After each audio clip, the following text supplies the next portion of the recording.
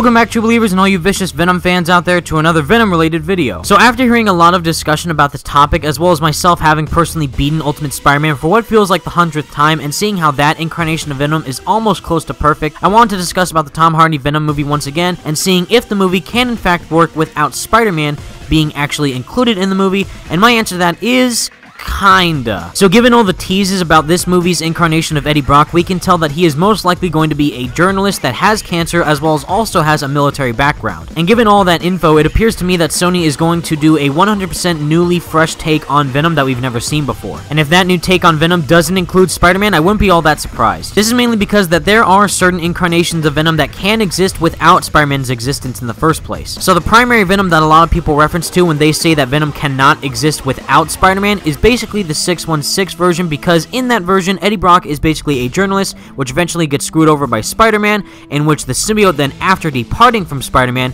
bonds with Eddie Brock, and then they form the entity of Venom, because with their equal hatred for both Peter Parker and Spider-Man, forms the entity of Venom, which is why they say, "We are Venom," because they are two separate entities. And that can be also shown in the Venom movie, because the tagline of the movie is, "We are Venom." However, if you've specifically read Volume 6 of Ultimate Spider-Man, as well as played the one and only Ultimate Spider-Man video game, you will know that the ultimate version of Venom actually does not need to have Spider-Man exist in its universe to actually have Venom exist in that world. So if you know how the story goes, basically Peter Parker and Eddie Brock's fathers were scientists that were trying to create a formula to cure cancer. And to basically summarize the story for all you, instead of it being a cure, this suit actually turned out to be a parasite, where instead of actually curing the host, it actually drained the host's life force while actually empowering it at the same time in a really strange way, causing whoever had this suit on them to turn into Venom. This is why at the end of the Ultimate Spider-Man video game, you see Eddie's father take a little bit of a sample of the suit, and then it actually turns out he was the one to cause the plane crash, which ended up killing Peter's parents in the first place. And this whole plane crash actually occurred when Peter was still a child. He wasn't even close to being in high school and getting bitten by the spider yet. So in a way, I do think that the Venom movie can happen without Spider-Man if Sony does actually play their cards right. What I think that they would have to do, based on what we've seen so far in the teaser trailer, it does look like that they are blending a lot of different origins from different Venom stories into this one movie. So given the space shuttle scene in the trailer, it does look like they are taking inspiration from the 616 comics, where it is going to be some sort of alien life form, rather than just some biological material that Eddie's dad made. But if they're going to show off the monstrous Venom that we all know and love, they would better hopefully use the Ultimate version, where he is this big bulky monster where instead of using any webs, he basically uses tendrils to fight off his enemies based on the suit's priorities. So if Sony's version of Venom was to actually be a hybrid origin of both the 616 universe of Venom as well as the Ultimate version of Venom into this movie's version of Venom, I think it could actually work out really, really well. Anyways guys, those are all my thoughts on this topic. Please let me know what you guys thought in the comments section down below. Do you think that the Venom movie can work without Spider-Man, and would you be upset if Spider-Man was not in this movie? I think I'd be fine if he wasn't in the movie, but I would obviously be super hyped if he does turn out to be in the movie. Anyways guys, thank you so much for watching. Stay vicious, Venom fans. Peace out.